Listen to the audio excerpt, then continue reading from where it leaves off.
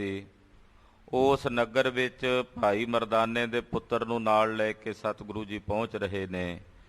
ਆਓ ਮਨ ਬਿਰਤੀਆਂ ਇਕਾਗਰ ਕਰੀਏ। ਦੇਨ ਦੁਨੀਆਂ ਦੇ ਮਾਲਕ ਜਗਤ ਗੁਰੂ ਸ੍ਰੀ ਗੁਰੂ ਨਾਨਕ ਦੇਵ ਸਾਹਿਬ ਜੀ ਦੇ ਪਵਿੱਤਰ ਚਰਨ ਕਮਲਾਂ ਦਾ ਧਿਆਨ ਆਪਣੇ ਹਿਰਦਿਆਂ 'ਚ ਵਸਾਉਂਦਿਆਂ ਆਪ ਦੀ ਰਸਨਾ ਦੀ ਪਵਿੱਤਰਤਾ ਲਈ ਆਖੀਏ ਜੀ ਸਤਿਨਾਮ ਸ੍ਰੀ ਵਾਹਿਗੁਰੂ ਸਾਹਿਬ ਜੀ। ਸਤਿਨਾਮ ਸ੍ਰੀ ਵਾਹਿਗੁਰੂ ਸਾਹਿਬ ਜੀ। ਚੌਪਈ ਬਖਸ਼ਿਓ ਇਸ ਪ੍ਰਕਾਰ ਤਿਸ ਤਾਈ। ਸਤਿਗੁਰੂ ਸੱਚੇ ਪਾਤਸ਼ਾਹ ਜੀ ਮਹਾਰਾਜ ਜੀ ਨੇ ਇਹਨੂੰ ਬਖਸ਼ ਲਿਆ। ਭਾਈ ਸੱਜਣ ਠੱਗ ਨੂੰ ਮਹਾਰਾਜ ਜੀ ਨੇ ਵਾਕਈ ਸੱਜਣ ਬਣਾ ਦਿੱਤਾ। ਆਗੇ ਕੀਨੋ ਗਮਨ ਗੁਸਾਈ। ਸੱਜਣ ਦਾ ਪਾਰ ਉਤਾਰਾ ਕਰਕੇ ਤੁਲੰਬੇ ਨਗਰ ਤੋਂ ਸਤਿਗੁਰੂ ਗੁਰੂ ਨਾਨਕ ਪਾਤਸ਼ਾਹ ਜੀ ਮਹਾਰਾਜ ਜੀ ਅੱਗੇ ਵਧੇ ਹਨ। ਪੁਰ ਮੈਂ ਪਹੁੰਚੇ ਜਾਈ। ਕੁਰਮੇਪੁਰ ਨਗਰ ਯਾਨੀ ਕਿ ਕੁਰਮ ਨਗਰ ਦੇ ਵਿੱਚ ਸਤਿਗੁਰੂ ਸੱਚੇ ਪਾਤਸ਼ਾਹ ਜੀ ਮਹਾਰਾਜ ਜੀ ਪਹੁੰਚੇ ਹਨ। ਸਹਿਜਾਦੇ ਸੋ ਗਿਰਾ ਅਲਾਈ। ਜਦੋਂ ਕੁਰਮ ਨਗਰ ਵਿੱਚ ਪਹੁੰਚੇ ਤੇ ਭਾਈ ਮਰਦਾਨਾ ਜੀ ਦੇ ਸਪੁੱਤਰ ਭਾਈ ਸਜਾਦੇ ਨੂੰ ਸਤਿਗੁਰੂ ਗੁਰੂ ਨਾਨਕ ਸਾਹਿਬ ਸੱਚੇ ਪਾਤਸ਼ਾਹ ਜੀ ਕਹਿਣ ਲੱਗੇ, ਨਗਰ ਮਹਾਨ ਰੁਚਰੇ ਸਥਾਨਾ। ਮਹਾਰਾਜ ਜੀ ਕਹਿੰਦੇ ਬੜਾ ਵਿਸ਼ਾਲ ਤੇ ਵੱਡਾ ਨਗਰ ਹੈ ਬੇਟਾ ਸਜਾਦਾ, ਔਰ ਇਹ ਵਿਸ਼ਾਲ ਨਗਰ ਹੈ, ਰਮਣੀਕ ਅਸਥਾਨ ਹੈ। ਕੀਨੋ ਦਾਓ ਇਹਾਂ ਮਰਦਾਨਾ। ਮਹਾਰਾਜ ਜੀ ਨੇ ਉਹ ਜਗ੍ਹਾ ਵਿਖਾਈ ਜਿੱਥੇ ਭਾਈ ਮਰਦਾਨਾ ਜੀ ਦਾ ਸੰਸਕਾਰ ਕੀਤਾ ਸੀ।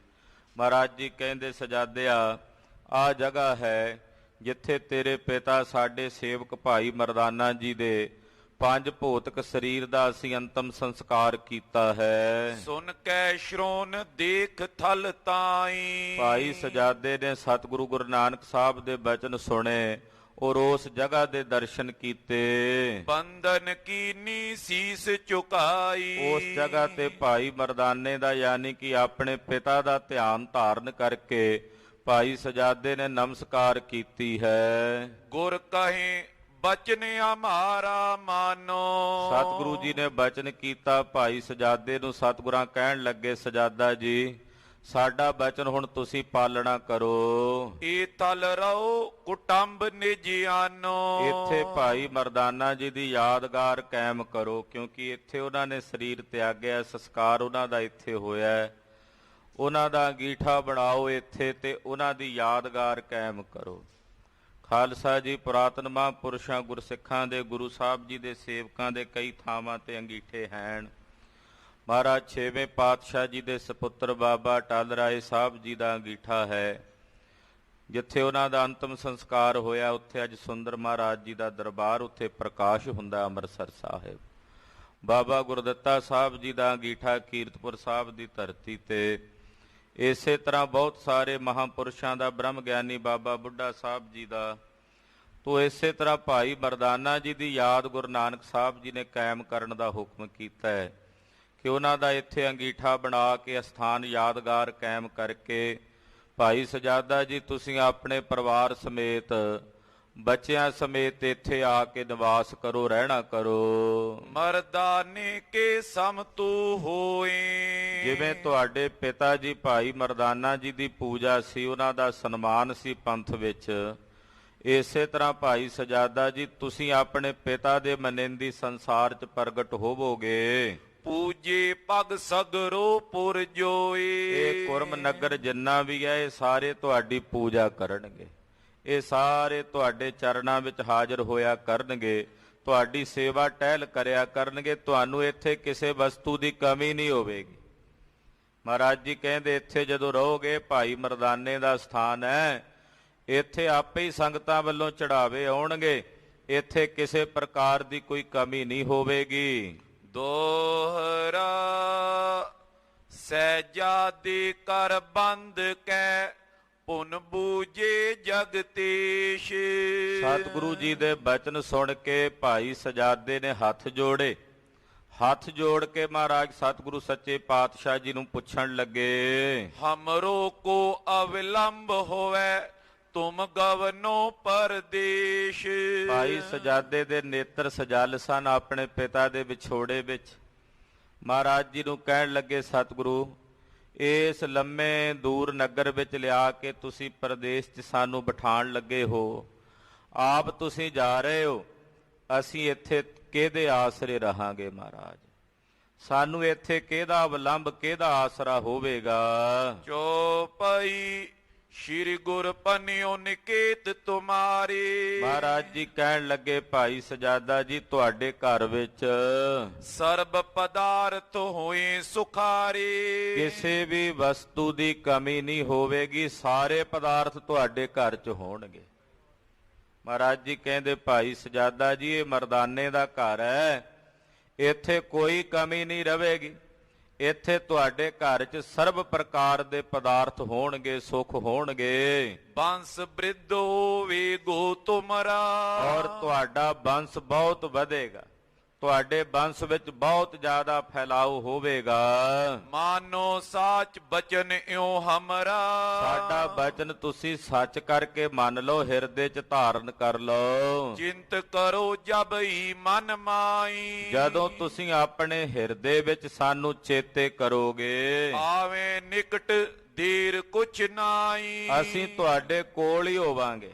ਤੁਸੀਂ ਜੋ ਆਪਣੇ ਮਨ 'ਚ ਫੁਰਨਾ ਕਰੋਗੇ ਨਾ ਵੀ ਆਹ ਚੀਜ਼ ਮਿਲ ਜੇ, ਭਾਈ ਸਜਾਦਾ ਜੀ ਫੁਰਨਾ ਕਰਨ ਦੀ ਦੇਰੀ ਹੋਵੇਗੀ, ਉਹ ਵਸਤੂ ਤੁਹਾਡੇ ਦਰਵਾਜ਼ੇ ਤੇ ਪਹਿਲਾਂ ਪਹੁੰਚੀ ਹੋਵੇਗੀ। ਤੁਸੀਂ ਜੋ ਚਿੱਤ ਵਿੱਚ ਚਿਤਵੋਗੇ ਉਹ ਤੁਹਾਡੇ ਕੋਲ ਪਹਿਲਾਂ ਹੀ ਹਾਜ਼ਰ ਹੋ ਜਾਵੇਗਾ। ਇਸ ਵਿਦ ਕਰੋ ਸਤ ਪ੍ਰਤੀਤਾ। ਸਾਡੇ ਕਹੇ ਹੋਏ ਨਾ ਬਚਨਾਂ ਤੇ ਸਤ ਕਰਕੇ ਪ੍ਰਤੀਤ ਕਰ ਲਵੋ, ਭਰੋਸਾ ਕਰ ਲਵੋ। ਡੋਲੋ ਨਹੀਂ ਰਾਖ ਥਿਰ ਚੀਤਾ।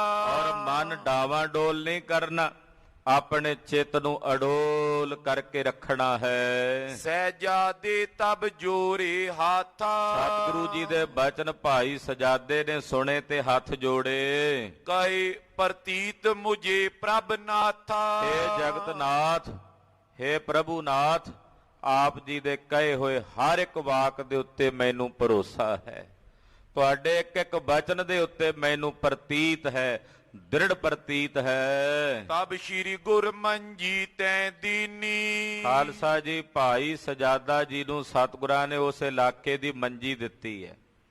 ਇਹ ਮੰਜੀ ਦਾ ਕੀ ਮਤਲਬ ਹੁੰਦਾ ਸੀ? ਮੰਜੀ ਦਾ ਮਤਲਬ ਹੁੰਦਾ ਸੀ ਪ੍ਰਚਾਰਕ ਦੀ ਮੰਜੀ ਥਾਪਣੀ, ਪ੍ਰਚਾਰਕ ਬਣਾਉਣਾ। ਉਸ ਇਲਾਕੇ ਦਾ, ਅਫਗਾਨਿਸਤਾਨ ਦੇ ਇਲਾਕੇ ਦਾ ਪ੍ਰਚਾਰਕ ਤੇ ਮੰਜੀ ਭਾਈ ਮਰਦਾਨੇ ਨੂੰ ਸਤਿਗੁਰਾਂ ਨੇ ਦਿੱਤੀ। ਗੁਰੂ ਅਮਰਦਾਸ ਸਾਹਿਬ ਨੇ 22 ਮੰਜੀਆਂ ਦਿੱਤੀਆਂ, ਪਰ ਗੁਰੂ ਨਾਨਕ ਸਾਹਿਬ ਨੇ ਵੀ ਮੰਜੀਆਂ ਬਖਸ਼ੀਆਂ। ਜਦੋਂ ਮਹਾਰਾਜ ਜੀ ਪਟਨਾ ਸਾਹਿਬ ਗਏ ਨੇ, ਉੱਥੇ ਭਾਈ ਸਾਲਸਰਾਏ ਦੇ ਨੌਕਰ ਨੂੰ ਮਹਾਰਾਜ ਜੀ ਨੇ ਪਹਿਲਾਂ ਮੰਜੀ ਬਖਸ਼ੀ ਹੈ। ਜਿੱਥੇ ਜਿੱਥੇ ਗਏ ਉੱਥੇ ਆਪਣੇ ਪ੍ਰਚਾਰਕ ਥਾਪੇ ਹਨ। ਸੱਜਣ ਠੱਗ ਨੂੰ ਵੀ ਪਾਤਸ਼ਾਹ ਨੇ ਸੱਜਣ ਬਣਾ ਕੇ ਉਹਨੂੰ ਵੀ ਮੁਲਤਾਨ ਦੇ ਇਲਾਕੇ ਦੇ ਪ੍ਰਚਾਰਕ ਦੀ ਮੰਜੀ ਬਖਸ਼ਿਸ਼ ਕੀਤੀ ਹੈ। ਇਸੇ ਤਰ੍ਹਾਂ ਇੱਥੇ ਵੀ ਅੱਜ ਸਤਿਗੁਰਾਂ ਨੇ ਭਾਈ ਸਜਾਦੇ ਨੂੰ ਅਫਗਾਨਿਸਤਾਨ ਦੇ ਇਲਾਕੇ ਵਿੱਚ ਕੁਰਮ ਦਰਿਆ ਦਾ ਜਿੱਥੇ ਕਿਨਾਰੇ ਤੇ ਭਾਈ ਸਾਹਿਬ ਦਾ ਸਥਾਨ ਹੈ, ਭਾਈ ਮਰਦਾਨਾ ਜੀ ਦਾ, ਉਸ ਸਾਰੇ ਇਲਾਕੇ ਦਾ ਪ੍ਰਚਾਰਕ ਮੁਕਰਰ ਕੀਤਾ ਹੈ। ਮੰਜੀ ਜਿਹੜੀ ਆ ਉਹ ਭਾਈ ਸਜਾਦੇ ਨੂੰ ਗੁਰੂ ਨਾਨਕ ਸਾਹਿਬ ਨੇ ਬਖਸ਼ੀ। ਮੰਜੀ ਤੇ ਗੁਰਤਾ 'ਚ ਫਰਕ ਹੈ। ਗੁਰਿਆਈ ਗੁਰੂ ਅੰਗਦ ਸਾਹਿਬ ਨੂੰ ਦਿੱਤੀ ਹੈ, ਮੰਜੀ ਮਤਲਬ ਪ੍ਰਚਾਰਕ ਥਾਪਣਾ। ਹੁਣ ਤਾਂ ਖਾਲਸਾ ਜੀ ਜਿਹੜਾ ਕੋਈ 2-4 ਕਿਤਾਬਾਂ ਪੜ੍ਹ ਲਵੇ ਉਹੀ ਪ੍ਰਚਾਰ ਕਰਨ ਲੱਗ ਪੈਂਦਾ ਹੈ। ਮਰਿਆਦਾ ਹੁੰਦੀ ਸੀ ਪਹਿਲਾਂ ਕਿ ਪਹਿਲਾਂ ਪ੍ਰਚਾਰਕ ਘੜੇ ਜਾਂਦੇ ਸਨ ਸੰਪਰਦਾਵਾਂ ਵਿੱਚ, ਉਹਨਾਂ ਨੂੰ ਗੁਰਮਤਿ ਦੀ ਗੁੜਤੀ ਦਿੱਤੀ ਜਾਂਦੀ, ਗੁਰਸਿੱਖੀ ਦੀ ਰਹਿਣੀ ਬਹਿਣੀ ਸਹਿਣੀ ਸਿਖਾਈ ਜਾਂਦੀ, ਗੁਰਬਾਣੀ ਪੜ੍ਹਾਈ ਜਾਂਦੀ, ਗੁਰਮਤਿ ਦੇ ਗ੍ਰੰਥ ਪੜ੍ਹਾਏ ਜਾਂਦੇ।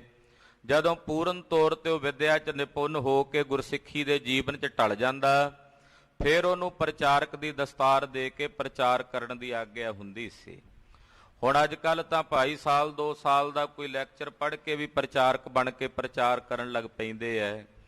ਗੁਰੂ ਸਾਹਿਬ ਜੀ ਦੇ ਸਮੇਂ ਪ੍ਰਚਾਰਕ ਦੀ ਬੜੀ ਉੱਚੀ ਅਵਸਥਾ ਹੁੰਦੀ ਸੀ।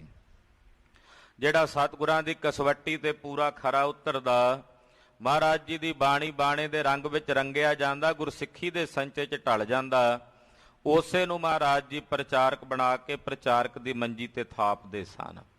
ਤੋ ਭਾਈ ਸਜਾਦੇ ਨੂੰ ਸਤਿਗੁਰਾਂ ਨੇ ਇਸ ਇਲਾਕੇ ਦੀ ਜਿਹੜੀ ਪ੍ਰਚਾਰਕ ਦੀ ਮੰਜੀ ਹੈ ਉਹ ਬਖਸ਼ਿਸ਼ ਕੀਤੀ ਹੈ। ਆਪ ਚਲਨ ਕੀ ਮਨਸ਼ਾ ਕੀਨੀ। ਔਰ ਆਪ ਗਰੀਬ ਨਵਾਜ ਸਤਿਗੁਰੂ ਜੀ ਨੇ ਇੱਥੋਂ ਚੱਲਣ ਦੀ ਮਨਸਾ ਕੀਤੀ ਹੈ। ਸਹਿਜਾਦਾ ਨਿਜ ਸਦਨ ਸਿਧਾਰਾ। ਭਾਈ ਸਜਾਦਾ ਜੀ ਇੱਕ ਵਾਰੀ ਦਰਸ਼ਨ ਕਰ ਲਏ, ਫਿਰ ਉੱਥੋਂ ਵਾਪਸ ਆਏ ਤਲਵੰਡੀ ਸਾਹਿਬ। ਲੀਨੇ ਹੀਤ ਸਰਬ ਪਰਵਾਰਾ। ਕਿਉਂ ਆਏ? ਕਿਉਂਕਿ ਪਰਿਵਾਰ ਨੂੰ ਨਾਲ ਲੈ ਕੇ ਜਾਣਾ ਸੀ। ਪਹਿਲਾਂ ਇਕੱਲੇ ਗਏ ਸੀ ਸਤਿਗੁਰਾਂ ਨਾਲ, ਜਗ੍ਹਾ ਵੇਖ ਆਏ, ਦਰਸ਼ਨ ਕਰ ਆਏ ਨੇ, ਹੁਣ ਵਾਪਸ ਆਏ ਆਪਣਾ ਪਰਿਵਾਰ ਲੈਣ ਵਾਸਤੇ। ਤਬ ਕੋ ਬਸਿਓ ਜਾਏ ਤੈ ਥਾਨਾ। ਆਪਣਾ ਪਰਿਵਾਰ ਨਾਲ ਲੈ ਕੇ ਭਾਈ ਸਜਾਦਾ ਜੀ ਮੁੜ ਕੇ ਉੱਥੇ ਹੀ ਕੁਰਮ ਦਰਿਆ ਦੇ ਕਿਨਾਰੇ ਕੁਰਮ ਨਗਰ 'ਚ ਜਾ ਵਸੇ। ਉੱਥੋਂ ਸਹਿਜੇ ਸਹਿਜੇ ਪਰਿਵਾਰ ਫੈਲਿਆ। ਉੱਥੋਂ ਵਾਪਸ ਫਿਰ ਨਨਕਾਣਾ ਸਾਹਿਬ ਆ ਕੇ ਭਾਈ ਮਰਦਾਨਾ ਜੀ ਦੇ ਜਿਹੜੇ ਵੰਸ਼ਜ ਸਨ ਉਹ ਨਨਕਾਣਾ ਸਾਹਿਬ ਆ ਕੇ ਕੀਰਤਨ ਦੀ ਹਾਜ਼ਰੀ ਭਰਦੇ ਰਹੇ ਗੁਰੂ ਨਾਨਕ ਸਾਹਿਬ ਦੇ ਦਰਬਾਰ 'ਚ। ਭਾਈ ਜੱਸਾ ਸਿੰਘ ਜੀ, ਭਾਈ ਪਾਲਾ ਸਿੰਘ ਜੀ ਵਰਗੇ ਬੜੇ ਬੜੇ ਪ੍ਰਸਿੱਧ ਕੀਰਤਨੀਏ ਭਾਈ ਮਰਦਾਨਾ ਜੀ ਦੀ ਅੰਸ਼ ਵੰਸ਼ ਵਿੱਚੋਂ ਹੋਏ, ਜਿਹੜੇ ਇੱਥੇ ਪਟਿਆਲੇ ਆ ਕੇ ਵੀ ਕੀਰਤਨ ਕਰਦੇ ਰਹੇ। ਉਹਨਾਂ ਦੇ ਅੱਗੋਂ ਪਰਿਵਾਰ ਜਿਹੜੇ ਨੇ ਭਾਈ ਮਰਦਾਨੇ ਕੇ, ਹੁਣ ਵੀ ਕੁਝ ਪਰਿਵਾਰ ਪਟਿਆਲੇ 'ਚ ਰਹਿੰਦੇ ਹਨ। ਇਸੇ ਤਰ੍ਹਾਂ ਕੁਝ ਜਲੰਧਰ ਆਦਿਕ ਨਗਰਾਂ ਦੇ ਵਿੱਚ, ਉਧਰ ਲਹਿੰਦੇ ਪੰਜਾਬ 'ਚ, ਪਾਕਿਸਤਾਨ ਵਿੱਚ ਵੀ ਜਿਹੜੇ ਉਧਰ ਰਹਿ ਗਏ ਹਨ ਭਾਈ ਲਾਲ ਜੀ ਦੇ ਹੋਣਾ ਦੇ ਅੱਗੋਂ ਪਰਿਵਾਰ ਵੰਸ਼ਜ, ਉਹ ਵੀ ਸਤਿਗੁਰਾਂ ਦੀ ਬਾਣੀ ਦਾ ਕੀਰਤਨ ਕਰਦੇ ਰਬਾਬੀ ਸਿੱਖ। ਤੋ ਭਾਈ ਮਰਦਾਨਾ ਜੀ ਦਾ ਪਰਿਵਾਰ ਬਹੁਤ ਵਧਿਆ ਫੁੱਲਿਆ, ਉਹਨਾਂ ਦਾ ਬਹੁਤ ਜ਼ਿਆਦਾ ਵਿਸਥਾਰ ਹੋਇਆ। ਬਦੀ ਮੰਨਤਾ ਵੰਸ਼ ਮਾਨਾ।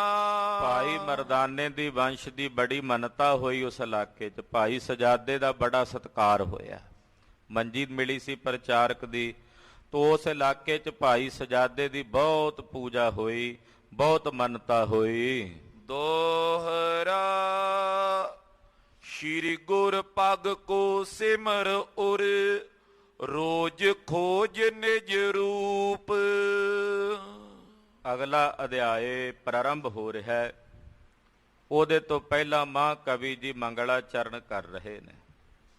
ਕਹਿੰਦੇ, ਹੇ ਮੇਰਿਆ ਮਨਾ, ਸਤਿਗੁਰੂ ਜੀ ਦੇ ਚਰਨ ਕਮਲਾਂ ਦਾ ਸਿਮਰਨ ਕਰਕੇ, ਗੁਰੂ ਸਾਹਿਬ ਦੇ ਚਰਨਾਂ ਨੂੰ ਸਿਮਰ ਕੇ, ਵਾਹਿਗੁਰੂ ਵਾਹਿਗੁਰੂ, ਇਹ ਗੁਰੂ ਕੇ ਚਰਨ ਹਨ, ਇਹਨੂੰ ਸਿਮਰਨਾ ਹੈ। ਸਿਮਰ ਕੇ ਆਪਣੇ ਹਿਰਦੇ ਵਿੱਚ ਰੋਜ਼ ਆਪਣੇ ਨਿਜ ਸਵਰੂਪ ਦੀ ਖੋਜ ਕਰੀਏ। ਰੋਜ਼ ਖੋਜ ਨਿਜ ਰੂਪ, ਰੋਜ਼ ਆਪਣੇ ਨਿਜ ਰੂਪ ਨੂੰ ਖੋਜ, ਗੁਰੂ ਦੇ ਚਰਨਾਂ ਨੂੰ ਸਿਮਰ ਕੇ। ਵਾਹਿਗੁਰੂ ਵਾਹਿਗੁਰੂ ਕਹਿੰਦੇ ਆਪਣੇ ਸਵਰੂਪ ਨੂੰ ਖੋਜਣਾ ਹੈ। ਬੰਦੇ ਖੋਜ ਦਿਲ ਹਰ ਰੋਜ਼, ਨਾ ਫਿਰ ਪਰੇਸ਼ਾਨੀ ਮਾਹੇ। ਆਪਣੇ ਅੰਦਰ ਖੋਜਣਾ ਕਰ ਆਪਣੇ ਨਿਜ ਸਵਰੂਪ ਨੂੰ ਕਿ ਤੇਰਾ ਸਵਰੂਪ ਕੀ ਹੈ। ਪਾਏ ਸਹਿਜ ਸੁਖ ਕੋ ਤਬੇ ਉਦਰ ਅੰਧੇਰੇ ਕੂਪ। ਜਦੋਂ ਆਪਣੇ ਨਿਜ ਰੂਪ ਨੂੰ ਖੋਜੇਗਾ ਤਾਂ ਤੈਨੂੰ ਸਹਿਜ ਸੁਖ ਦੀ ਪ੍ਰਾਪਤੀ ਹੋਵੇਗੀ। ਔਰ ਇਹ ਜਿਹੜਾ ਸੰਸਾਰ ਅੰਨਾ ਖੂਹ ਹੈ, ਇਸ ਅੰਨੇ ਖੂਹ ਤੋਂ ਤੂੰ ਪਾਰ ਉਤਰੇਗਾ। ਇਸ ਅੰਨੇ ਖੂਹ ਤੋਂ ਤੇਰਾ ਪਾਰ ਉਤਾਰਾ ਹੋਵੇਗਾ। ਚੌਪਈ ਸ਼੍ਰੀ ਅੰਗਦ ਸੁਨ ਕਥਾ ਰਸਾਲਾ। ਧੰਨ ਗੁਰੂ ਅੰਗਦ ਦੇਵ ਸਾਹਿਬ ਜੀ ਮਹਾਰਾਜ ਜੀ ਨੂੰ ਇਹ ਪਾਵਨ ਪਵਿੱਤਰ ਅੰਮ੍ਰਿਤਮਈ ਕਥਾ ਬ੍ਰਹਮ ਗਿਆਨੀ ਭਾਈ ਸਾਹਿਬ ਭਾਈ ਬਾਲਾ ਜੀ ਸਰਵਣ ਕਰਵਾ ਰਹੇ ਹਨ। ਗਏ ਕੰਧਾਰ ਮਝਾਰ ਕਿਰਪਾਲਾ। ਕਹਿੰਦੇ ਅਫਗਾਨਿਸਤਾਨ 'ਚ ਕੁਰਮ ਨਗਰ ਵਿੱਚ ਭਾਈ ਸਜਾਦੇ ਨੂੰ ਛੱਡ ਕੇ ਸਤਿਗੁਰੂ ਗੁਰੂ ਨਾਨਕ ਸਾਹਿਬ ਜੀ ਭਾਈ ਬਾਲਾ ਜੀ ਨੂੰ ਨਾਲ ਲੈ ਕੇ ਕੰਧਾਰ ਪਹੁੰਚੇ ਹਨ। ਅਫਗਾਨਿਸਤਾਨ ਦਾ ਇਲਾਕਾ ਹੈ ਕਾਬਲ, ਕੰਧਾਰ। ਖਾਲਸਾ ਜੀ ਮਹਾਰਾਜ ਗੁਰੂ ਨਾਨਕ ਸਾਹਿਬ ਜੀ ਨੇ ਬਹੁਤ ਸਿੱਖੀ, ਇੱਥੇ ਪਾਤਸ਼ਾਹ ਦੀ ਸਿੱਖੀ ਵਧੀ ਫੁੱਲੀ ਹੈ। ਪਿੱਛੇ ਉੱਥੇ ਦਹਿਸ਼ਤਗਰਦਾਂ ਨੇ ਕੁਝ ਦਿਨ ਹੋਏ ਮਹਾਰਾਜ ਜੀ ਦੇ ਅਸਥਾਨ ਤੇ ਹਮਲਾ ਕੀਤਾ, ਇੱਕ ਸਿੰਘ ਸ਼ਹੀਦੀ ਪ੍ਰਾਪਤ ਕਰ ਗਿਆ ਹੈ। ਪਰ ਉਹ ਕਾਬਲ ਦੇ ਰਹਿਣ ਵਾਲੇ ਗੁਰੂ ਕੇ ਸਿੱਖ ਐਸੇ ਗੁਰੂ ਸਾਹਿਬ ਨਾਲ ਪ੍ਰੇਮ ਕਰਨ ਵਾਲੇ ਹਨ, ਉਹ ਕਹਿੰਦੇ ਅਸੀਂ ਆਪਣੇ ਸਾਹਿਬਾਂ ਦਾ ਸਥਾਨ ਛੱਡ ਕੇ ਨਹੀਂ ਜਾਣਾ। ਉਹਨਾਂ ਨੂੰ ਹਾਲਾਂਕਿ ਉਹ ਤੰਗ ਕਰਦੇ ਐ ਵੀ ਇੱਥੋਂ ਨਿਕਲ ਜਾਓ। ਭਾਰਤ ਖੰਡ ਦੇ ਵਿੱਚ ਕਿਸੇ ਨੇ ਕੋਈ ਬਿਆਨ ਦਿੱਤਾ ਮਾੜਾ, ਹਜ਼ਰਤ ਸਾਹਿਬ ਦੇ ਖਿਲਾਫ। ਉਹ ਕਹਿੰਦੇ ਜੀ ਅਸੀਂ ਉਹਦਾ ਬਦਲਾ ਲੈਣ ਵਾਸਤੇ ਸਿੱਖਾਂ ਦੇ ਗੁਰਦੁਆਰੇ ਤੇ ਹਮਲਾ ਕੀਤਾ ਹੈ। ਇੱਦਾਂ ਦੀਆਂ ਬਿਰਤੀਆਂ, ਖੋਟੀਆਂ ਬਿਰਤੀਆਂ, ਮਹਾਰਾਜ ਜੀ ਦੇ ਧਰਮ ਸਥਾਨਾਂ ਤੇ ਹਮਲੇ ਕਰਨੇ। ਉਹ ਕਾਬਲ ਦੇ ਇਲਾਕੇ 'ਚ ਸਤਿਗੁਰੂ ਗੁਰੂ ਨਾਨਕ ਸਾਹਿਬ ਨੇ ਸਿੱਖੀ ਦਾ ਬੀਜ ਬੀਜਿਆ। ਕਾਬਲ 'ਚ ਬਹੁਤ ਸਿੱਖੀ ਵਧੀ ਫੁੱਲੀ। ਕੰਧਾਰ ਸਤਿਗੁਰੂ ਗੁਰੂ ਨਾਨਕ ਸਾਹਿਬ ਸੱਚੇ ਪਾਤਸ਼ਾਹ ਜੀ ਮਹਾਰਾਜ ਜੀ ਆਏ ਹਨ। ਯਾਰ ਵਲੀ ਇੱਕ ਮੁਗਲ ਰਹੰਤਾ। ਇੱਥੇ ਇੱਕ ਮੁਸਲਮਾਨ ਮੁਗਲ ਜਿਹਦਾ ਨਾਮ ਸੀ ਯਾਰ ਵਲੀ, ਉਹ ਇੱਥੇ ਕੰਧਾਰ 'ਚ ਰਹਿੰਦਾ, ਕੰਧਾਰੀ ਸੀ, ਇੱਥੋਂ ਦਾ ਰਹਿਣ ਵਾਲਾ। ਯਾਰ ਵਲੀ ਉਹਦਾ ਨਾਮ ਹੈ। ਹਾਂਜੀ। ਤੈਂ ਸੋ ਕੀਨ ਮਿਲਨ ਭਗਵੰਤਾ। ਸਤਿਗੁਰੂ ਗਰੀਬ ਨਵਾਜ ਪਾਤਸ਼ਾਹ ਯਾਰ ਵਲੀ ਨੂੰ ਆ ਕੇ ਮਿਲੇ ਹਨ। ਬੂਜਨ ਹਿਤ ਤੈਂ ਬਚਨ ਉਚਾਰਾ। ਉਸ ਵਕਤ ਗੱਲਬਾਤ ਚੱਲੀ, ਯਾਰ ਵਲੀ ਨਾਲ ਗੁਫ਼ਤਗੂ ਹੋਈ। ਗੁਫਤੋ ਆਪਣੋ ਨਾਮ ਚੇਦਾਰਾ। ਉਸ ਵਕਤ ਉਹ ਬੋਲਿਆ, ਕਹਿਣ ਲੱਗਾ ਜੀ ਕੀ ਨਾਮ ਹੈ ਆਪ ਜੀ ਦਾ? ਮਾ ਨਾਮ ਨਾਨਕ ਨਿਰੰਕਾਰੀ। ਜਦੋਂ ਯਾਰ ਵਲੀ ਨੇ ਸਤਿਗੁਰੂ ਜੀ ਨੂੰ ਪੁੱਛਿਆ ਵੀ ਤੁਹਾਡਾ ਕੀ ਨਾਮ ਹੈ, ਤਾਂ ਗਰੀਬ ਨਵਾਜ ਸਾਹਿਬ ਜੀ ਨੇ ਆਖਿਆ ਨਾਨਕ ਨਿਰੰਕਾਰੀ। ਮਾ ਨਾਮ ਨਾਨਕ ਨਿਰੰਕਾਰੀ, ਸਾਡਾ ਜਿਹੜਾ ਨਾਮ ਹੈ ਉਹ ਨਾਨਕ ਨਿਰੰਕਾਰੀ ਹੈ। ਕਹੇ ਮਾਇਨਾ ਕਰੋ ਉਚਾਰੀ। ਕਹਿਣ ਲੱਗਾ ਜੀ ਇਹਦੇ ਮਾਇਨੇ ਦੱਸੋ, ਵੀ ਤੁਸੀਂ ਨਿਰੰਕਾਰੀ ਹੋ, ਇਹਦੇ ਮਾਇਨੇ ਕੀ ਹਨ, ਇਹਦੇ ਅਰਥ ਕੀ ਹਨ? ਬੰਦਾ ਹੋ ਖੁਦਾਏ ਕਾ ਜਾਨੋ। ਪਾਤਸ਼ਾਹ ਕਹਿਣ ਲੱਗੇ ਇਹਦਾ ਮਤਲਬ ਹੈ ਯਾਰ ਵਲੀ ਕਿ ਮੈਂ ਖੁਦਾ ਦਾ ਬੰਦਾ ਹਾਂ। ਖੁਦਾ ਦਾ, ਨਾਨਕ ਨਿਰੰਕਾਰੀ ਦਾ ਮਤਲਬ ਹੈ ਵੀ ਮੈਂ ਖੁਦਾ ਦਾ ਬੰਦਾ ਹਾਂ, ਅਕਾਲ ਪੁਰਖ ਦਾ ਬੰਦਾ ਹਾਂ। ਪੁਨ ਬੂਜਤ ਨਿਜ ਪੀਰ ਬਖਾਨੋ। ਫਿਰ ਪੁੱਛਣ ਲੱਗਾ ਯਾਰ ਵਲੀ, ਕਹਿੰਦਾ ਜੀ ਤੁਹਾਡਾ ਪੀਰ ਕੌਣ ਹੈ? ਕਿਉਂਕਿ ਇਹ ਪੀਰ ਮੰਨਦੇ ਆ ਵੱਡਿਆਂ ਨੂੰ, ਆਪਣਿਆਂ ਨੂੰ। ਕਹਿਣ ਲੱਗਾ ਜੀ ਤੁਹਾਡਾ ਪੀਰ ਕੌਣ ਹੈ? ਯਕ ਖੁਦਾਏ ਹੈ ਦਿਗਰ ਨਾ ਕੋਈ। ਮਹਾਰਾਜ ਜੀ ਕਹਿਣ ਲੱਗੇ ਯਾਰ ਵਲੀ ਸਾਡਾ ਪੀਰ ਇੱਕ ਖੁਦਾ, ਅਕਾਲ ਪੁਰਖ ਪਰਮੇਸ਼ਰ ਸਾਡਾ ਪੀਰ ਹੈ, ਉਹਦੇ ਤੋਂ ਬਿਨਾਂ ਕੋਈ ਦੂਜਾ ਨਹੀਂ। ਯਕ ਖੁਦਾਏ ਹੈ, ਫਾਰਸੀ ਵਿੱਚ ਹੀ ਗੱਲ ਹੋ ਰਹੀ ਹੈ। ਮਹਾਰਾਜ ਜੀ ਯਕ ਕਹਿੰਦੇ ਇੱਕ ਨੂੰ ਫਾਰਸੀ ਵਿੱਚ। ਮਹਾਰਾਜ ਜੀ ਕਹਿੰਦੇ ਸਾਡਾ ਇੱਕੋ ਖੁਦਾ ਹੀ ਸਾਡਾ ਪੀਰ ਹੈ। ਦਿਗਰ ਕਹਿੰਦੇ ਨੇ ਫਾਰਸੀ ਚ ਦੋ ਨੂੰ। ਮਹਾਰਾਜ ਜੀ ਕਹਿੰਦੇ ਅਸੀਂ ਕਿਸੇ ਦੂਜੇ ਨੂੰ ਨਹੀਂ ਜਾਣਦੇ, ਕਿਸੇ ਦਿਗਰ ਦੂਜੇ ਨੂੰ ਨਹੀਂ ਜਾਣਦੇ। ਜਗਤ ਮੁਰੀਦ ਪੀਰ ਵੱਡ ਸੋਈ। ਸਾਰਾ ਸੰਸਾਰ ਉਹਦਾ ਮੁਰੀਦ ਹੈ ਤੇ ਉਹੀ ਖੁਦਾ ਸਾਰੇ ਜਗਤ ਦਾ ਪੀਰ ਹੈ। ਸਾਰੇ ਜਗਤ ਦਾ ਪੀਰ ਉਹ ਹੈ ਔਰ ਸਾਰਾ ਜਗਤ ਉਹਦਾ ਮੁਰੀਦ ਹੈ। ਬਚਨ ਸੁਨਤ ਪਾ ਦੇਖ ਨਿਹਾਲਾ। ਯਾਰ ਵਲੀ ਨੇ ਜਦੋਂ ਸਤਿਗੁਰਾਂ ਦੇ ਬਚਨ ਸੁਣੇ, ਸੁਣ ਕੇ ਬੜਾ ਸੰਤੁਸ਼ਟ ਹੋਇਆ, ਹਿਰਦੇ ਨੂੰ ਸਕੂਨ ਮਿਲਿਆ ਔਰ ਨਿਹਾਲ ਹੋਇਆ। ਧਰਿਓ ਚਰਨ ਪੁਰ ਸਿਰ ਤਤਕਾਲਾ। ਪਾਤਸ਼ਾਹ ਦੇ ਬਚਨ ਸੁਣਦਿਆਂ ਸਾਰ ਯਾਰ ਵਲੀ ਮਹਾਰਾਜ ਗੁਰੂ ਨਾਨਕ ਸਾਹਿਬ ਦੇ ਚਰਨਾਂ ਤੇ ਆਪਣਾ ਸਿਰ ਧਰ ਕੇ ਮੱਥਾ ਟੇਕਦਾ ਹੈ। ਤੁਮ ਖੁਦਾਏਓ ਧਰਿਓ ਸਰੀਰਾ। ਯਾਰ ਵਲੀ ਬੋਲਿਆ, ਮਹਾਰਾਜ ਹੇ ਗੁਰੂ ਨਾਨਕ ਸਾਹਿਬ ਤੁਸੀਂ ਖੁਦਾ ਹੋ, ਖੁਦਾ ਨੇ ਹੀ ਇਹ ਸਰੀਰ ਧਾਰਨ ਕੀਤਾ ਮੈਂ ਜਾਣਿਆ ਹੈ। ਪੰਜੋ ਜਨਮ ਮਰਨ ਕੀ ਪੀਰਾ। ਮਹਾਰਾਜ ਮੈਂ ਤੁਹਾਡੇ ਚਰਨਾਂ ਦੀ ਪਨਾਹ ਵਿੱਚ ਹਾਂ, ਕਿਰਪਾ ਕਰੋ ਮੇਰੀ ਜਨਮ ਤੇ ਮਰਨ ਦੀ ਪੀੜਾ ਨੂੰ ਦੂਰ ਕਰ ਦਿਓ।